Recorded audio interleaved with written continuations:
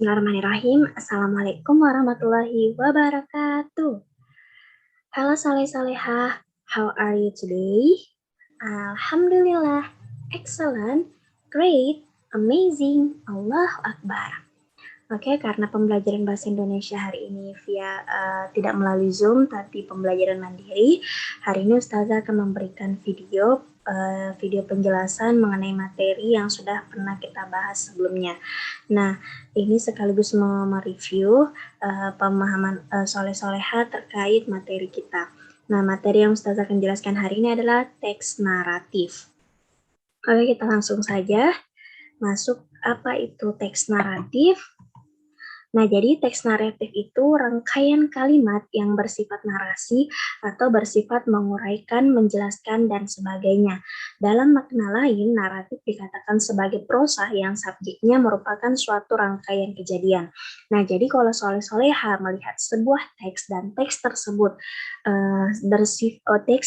bersifat menguraikan, menjelaskan, atau menceritakan sebuah kejadian, nah jadi jenis teks tersebut adalah teks naratif. Nah, itu adalah ciri dari teks naratif. Teks naratif itu cirinya dia menguraikan, menjelaskan, atau menceritakan sebuah kejadian. Nah, selain itu, teks naratif itu juga memiliki tujuan untuk memikat atau menghibur pembaca atau pendengar melalui cerita. Jadi, teks naratif itu tujuannya hanya untuk memikat atau menghibur pembaca ataupun pendengar melalui sebuah cerita. Nah, struktur genetik teks naratif itu ada 4. Yang pertama ada namanya orientasi atau pengenalan. Jadi setiap teks naratif itu selalu diawali dengan sebuah pengenalan. Pengenalan apa itu? Pengenalannya dapat berupa pengenalan tokoh atau pengenalan tempat atau pengenalan suasana dalam sebuah cerita.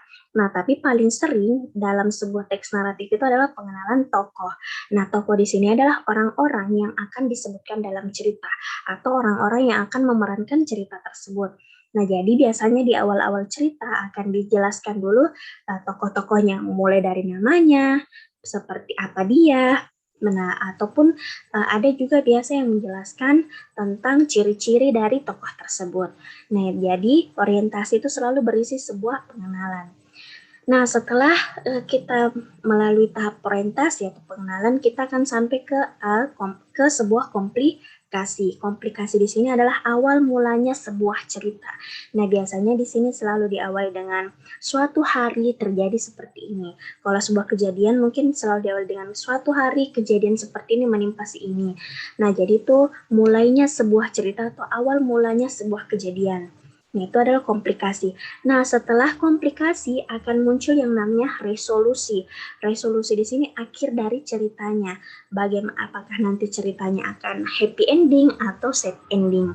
Nah, setelah resolusi atau akhir dari cerita akan ada namanya reorientasi atau kesimpulan yang bisa kita ambil dari cerita. Nah, biasanya reorientasi ini berisi amanat atau pesan yang bisa kita ambil dari sebuah cerita. Nah, jadi ini adalah struktur genetik yang membangun teks naratif. Nah, ini pesan Ustazah untuk soleh-soleh semuanya. Jadi kita ayo menjadi generasi yang rajin menulis, karena yang pertama menulis membuat kita bersejarah, yang kedua menulis adalah bekerja untuk keabadian, dan yang ketiga adalah ikatlah ilmu dengan menuliskannya.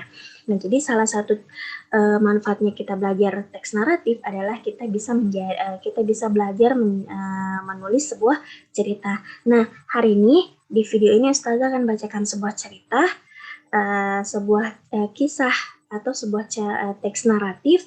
Silakan soleh-soleha mendengarkannya. Nah, nanti di pertemuan selanjutnya Ustazah akan mengevaluasi. Nah, cerita ini adalah cerita atau kisah salah satu nabi kita, yaitu kisah Nabi Yunus alaihi salam. Oke, Ustazah bacakan dulu. Nah, soleh-soleha sebelumnya pasti sudah pernah mendengar kisah Nabi Yunus ya. Nah, Nabi Yunus alaihissalam merupakan seorang nabi dari kalangan Bani Israel. Yunus memiliki nasab yang terhubung hingga ke anak Nabi Yakub alaihissalam, yaitu Bunyamin, saudara Nabi Yusuf alaihissalam. Allah berfirman di dalam Quran Surah Asy-Syafa'at ayat 139, dan sungguh Yunus benar-benar termasuk salah seorang Rasul. Nah, Sama halnya dengan Nabi dan Rasul lainnya, Yunus memiliki tugas untuk meluruskan akidah kaumnya yang telah melenceng. Nabi Yunus alaihissalam diutus oleh Allah kepada penduduk Ninawah yang terletak di salah satu kawasan di Mosul. Nabi Yunus pun mengajak dan menyeru para penduduk Ninawah untuk menyembah Allah Subhanahu wa taala dan meninggalkan sembahan selain Allah. Namun, kaum Nabi Yunus alaihissalam sama sekali tidak mau beriman dan keadaan seperti itu berlangsung terus-menerus. Mereka mengingkari apa yang dibawa oleh Nabi mereka. Maka Nabi Yunus alaihissalam pun memutuskan untuk pergi meninggalkan kaumnya setelah mengancam mereka bahwa siksa Allah akan turun dalam waktu 3 hari lagi. Nabi Yunus pun pergi dengan perasaan marah. Nabi Yunus memutuskan untuk pergi ke laut dan menaiki sebuah perahu yang akan membawanya ke tempat lain. Nabi Yunus pergi meninggalkan kaumnya tanpa adanya izin dari Allah Subhanahu wa taala. Padahal ketika Yunus pergi meninggalkan kaumnya, Allah tidak jadi menurunkan azabnya meski bencana itu sudah berada di atas kepala penduduk. Nah, kira-kira soleh-soleha tahu kenapa atau apa alasan Allah tidak jadi menurunkan azab tersebut? Nah, ternyata kaum Nabi Yunus alaihissalam semuanya menangis dan memohon ampunan pada Allah Subhanahu wa taala. Allah pun mengilhamkan keimanan di hati mereka. Di saat kaumnya telah bertobat karena takut pada azab yang dijanjikan, Yunus tidak mengetahuinya. Oleh sebab itu, Allah memberi ujian pada Yunus sebagai teguran karena telah meninggalkan kaumnya. Kapal yang ditumpangi Nabi Yunus alaihissalam terombang-ambing di atas lautan lepas sebab kelebihan muatan. Kapal itu bahkan nyaris tenggelam. Maka dari itu para penumpang mengadakan undian untuk mencari orang yang akan dilemparkan ke laut demi mengurangi beban kapal. Nama Yunus keluar dalam undian tersebut. Maka Nabi Yunus alaihissalam pun dilemparkan ke lautan lalu ditelan oleh ikan yang besar. Di dalam perut ikan, Nabi Yunus alaihissalam bertobat memohon ampunan pada Allah Subhanahu wa taala. Yunus tak henti-hentinya bertasbih dan tunduk padanya. Allah berfirman dalam Quran surah Syafaat ayat 143 sampai 144, maka kalau sekiranya dia tidak termasuk orang-orang yang banyak mengingat Allah, niscaya dia akan tetap tinggal di perut ikan sampai hari berbangkit. Doa tulus Nabi Yunus alaihissalam akhirnya dikabulkan oleh Allah Subhanahu wa taala. Ikan besar itu memuntahkan Yunus ke sebuah daratan yang tandus.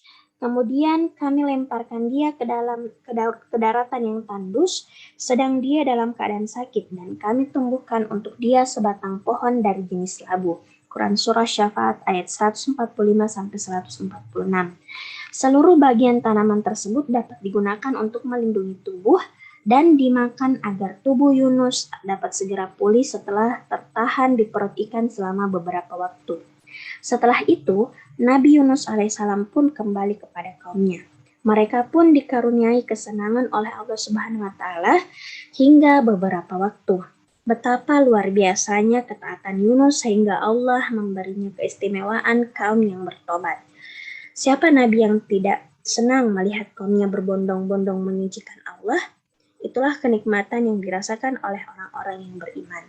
Oke, jadi sampai sini kisah dari Nabi Yunus yang sempat Ustazah bacakan kepada soleh-soleha.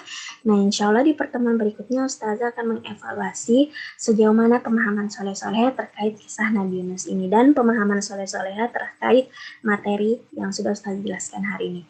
Oke, sampai sini materi kita hari ini atau penjelasan Ustazah hari ini. Lebih dan kurangnya mohon dimaafkan dan Assalamualaikum warahmatullahi wabarakatuh. Bye-bye.